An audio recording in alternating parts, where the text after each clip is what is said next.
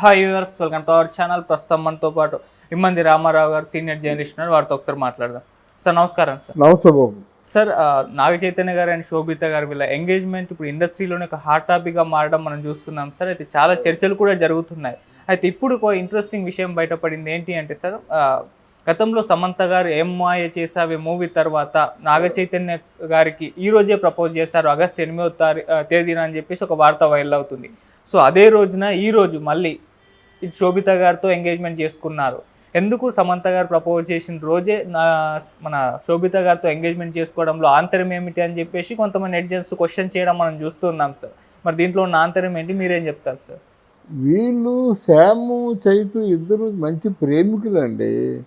ఏంటంటే వీళ్ళ మనోభావాలు ఏముంటాయంటే, నీకు ఏ రోజైతే నేను ప్రపోజ్ చేశానో ఆ రోజే ఎంగేజ్మెంట్ చేసుకుంటున్నాను చూడు అన్న విధంగా ఈయన ఎంగేజ్మెంట్ చేసుకుంటున్నాడు. అక్కడి నుంచికే మన కౌంటర్ రాలేదు కదా. కౌంటర్ వస్తే నేను సమాధానం చెప్తా. రెండవది ఏంటంటే, వీళ్ళిద్దరూ అసలు ఇద్దరి మధ్య ఏం జరిగిందంటే స్వీట్ నథింగ్స్. ఇద్దరి మధ్య ఏం జరిగిందంటే అది ప్రేక్షకుడు తెలియాలి. స్వీట్ నథింగ్స్ అన్నమాట. ఇద్దరు చాలా అన్యోన్యంగా ఉన్నారు, చాలా క్యూట్గా ఉన్నారు. వాళ్ళు ఇద్దరిని ఇండస్ట్రీ అంతా ఆదరించింది. కానీ చిలికి గాలివాన అయిపోయి మనం విడిపోతున్నాం అనుకున్నారు. ఎందుకు విడిపోతున్నారో వాళ్ళకి తెలియదు. తర్వాత ఏం చేశారంటే, ఇక ఈ సమంతకి ఏదో ఫోను ట్యాపింగ్ కేసులో ఆవిడ ఇరుక్కుందని, కేటీఆర్ ఇరుక్కున్నాడని, బ్రాండ్ అంబాసిడర్గా ఉన్నప్పుడే ఆవిడ ఏదో హద్దులు దాటిందని, తర్వాత ఏమో ఒక serious Tamil series, Hindi series అదే కదా దాంట్లో యాక్ట్ చేస్తుండగానే సమంత తాలూకు డ్రెస్సు చాలా దారుణంగా ఉంది. అంతా అది మన కుటుంబం తాలూకు పరువు ప్రతిష్టలకు తగినట్టుగా లేదని ఈయన వాపోవడం, that is my business, none of your business అని ఆవిడ చెప్పడం, ఇలాంటి తీరా ఇందులో చెప్పిన దానిలో ఏమన్నా తప్పు ఉందంటే తప్పులేదు. వాళ్ళేదో ప్రేమికులు ఎప్పుడు అల్లరిగా చిల్లరగా కొట్టుకుంటున్నట్టుగా వాళ్ళు ఈ ఏజ్ తగ్గట్టుగా ఈ తరానికి తగ్గట్టుగా ఉన్నట్టు అనిపించింది. కానీ అందులో ఒక మయోసైటిస్ ఏదో వ్యాధి రావడం, ఆ వ్యాధి బాగు చేయించుకోవడం, తర్వాత దానికోసం ఈయన కూడా హాస్పిటల్కి వెళ్ళడం, పలకరించడం జరిగింది. తర్వాత వీరిద్దరూ కలిసిపోతున్నారని తరుణంలో సమంత వాళ్ళ నాన్న, చైతు వాళ్ళ నాన్న కూడా కలుసుకున్నారు, మాట్లాడుకున్నారు, మళ్ళీ కలుసుకుంటారు అనుకున్నారు. అంతవరకు వచ్చింది. మరి ఈలోగా శోభిత వాళ్ళకు ఎలాగా తనను డైవర్ట్ చేసిందో దాన్ని డైవర్ట్ చేయడం అవుతుంది. డైవర్ట్ చేయకపోతే సమంతతో విడాకులైనటువంటి 2వ రోజు 3వ రోజు చేసుకునేవాడు ఎవరో ఒకరండి. ఆ పాటి వాళ్ళు దొరకపోరు. కానీ ఇప్పుడు ఈ ధూళిపాల శోభితని ఎవరు ఎక్స్పెక్ట్ చేయలేదు, వాళ్ళు పెళ్లి చేసుకుంటారనమాట. అందువల్ల ఈ పెళ్ళి ఎలా జరుగుతుంది, ఎందువల్ల ఇంత ఎమర్జెన్సీగా నిశ్చితార్థం పెట్టుకున్నారు అన్నది మరి చూడాలి, వేచి చూడాలన్నమాట. సో దీని వెనుకంటే ఏమన్నా స్టార్ట్స్ ఉందంటారా సార్? ఆగస్ట్ 8వ తేదీనే ఎంగేజ్మెంట్ చేసుకోవడం అనేది, అంటే అప్పటి సమంత గారు ప్రపోజ్ చేసిన రోజు అని అంటున్నారు కదా, మరి దానికి దీనికి ఏమైనా లింక్ ఉందంటారు సార్? లింక్ లేదండి. యాక్సిడెంటల్గా ఇప్పుడు నిశ్చార్థం అలాంటి వ్యక్తి ఎందుకే నిశ్చార్థం డేటు టాటూ వేయించుకున్నాడు కదా. ఎంతమంది తీసేయమన్నా తీసేయలేదు కదా. మరి ఆ టాటూ ఇంతకాలం ఎందుకు వేయించుకున్నట్టు అని అడుగుతారు. ఈ డేటు మర్చిపోయినట్టయితే ఈ డేట్నే మళ్ళీ ఎంగేజ్మెంట్ పెట్టుకో కదా.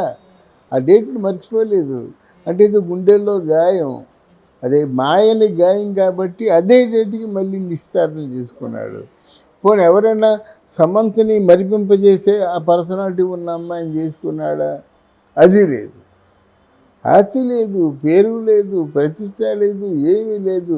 అక్కినేని గారు వారి ఇంట తగిన అమ్మాయి అంటే అది లేదు. మరి ఎందుకు ఇంత ఎమర్జెన్సీగా అది డిక్లేర్ చేసేసి ఆచరించారో అర్థం కావటం. అంటే ప్రేమ కదా సార్, ప్రేమలో ఇవన్నీ మ్యాటర్ కావు కదా సార్. ప్రేమ వేరండి. ప్రేమ అంటే ప్రేమికులు విడిపోరండి. నిజమైన ప్రేమ ఎప్పుడు మరణించదు. ఈగోలు కాసేపు కొట్టుకున్నా తర్వాత ఏంటంటే వాళ్ళు లేకపోతే వీళ్ళు బ్రతుకులు, వీళ్ళు లేకపోతే వాళ్ళు బ్రతుకులు. That is love, pure love. కానీ ఇది అలా కాదు కదా, దిస్ ఓన్ ఎమోషన్, లస్ట్ ఒక మాటలో చెప్పాలంటే ఆ ఎమోషన్స్ ఇలాగే ఉంటాయి. లవ్ వేరు, ఎమోషన్ వేరు. అందుకే మన పెద్దలు వాళ్ళు ఊరకనే పెట్టలేదు కదండి. అటు 7 తరాలు ఇటు 7 తరాలు చూసి పిల్లల్ని చేసుకోవాలనేటువంటి ఒక నియమం చిన్న విషయం కాదు. వీళ్ళేంటంటే ఓన్లీ ఎమోషన్ అన్నమాట. వీఆర్ లైక్ మై డాడ్, అంతే, let us go for fun, అయిపోయింది, let us marry each other. అంతేగాని దీనివల్ల నెంబర్ ఆఫ్ విడాకులు ఈ రోజుని కొన్ని లక్షల విడాకులు అయిపోతున్నాయంటే బికాజ్ ఆఫ్ ఓన్లీ ఎమోషన్స్. అది కాకుండా ఇది శోభిత అయినా సరే ఎమోషన్ కాకుండా ప్రేమ అయితే బాగుంటుంది. ప్రేమించే అవకాశాలు లేవు. ఎందుకంటే నేను సమంతని కంపేర్ చేసుకున్న తర్వాత ఈవిడితో నేను చైతన్యని ఊహించుకోలేకపోతున్నాను. మరి సాయి పల్లవైనా బాగుండు, ఆయన జీవితానికి ఒక పెద్ద అర్థం, పరమార్థం, ఒక డాక్టరు, అంతా వ్యవహారం బాగుండేది.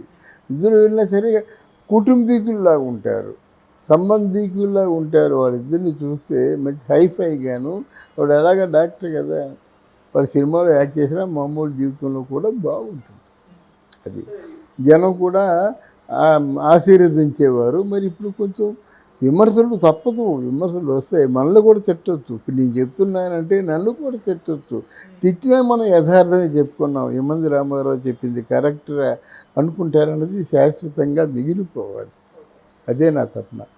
సరే అసలు అంటే వాళ్ళ ఎంగేజ్మెంట్ జరగడం అనేది అందరినీ కూడా షాక్కి గురి చేసింది. సడన్గా ఎంగేజ్మెంట్ అంటే ముందు నుంచే రిలేషన్షిప్లో ఉన్నారు అన్న రూమర్ స్ప్రెడ్ అయ్యి, కాకపోతే కన్ఫర్మేషన్ అయితే ఇద్దరి వైపు నుంచి రాలేదు, దాన్ని ఖండిస్తూనే వచ్చారు.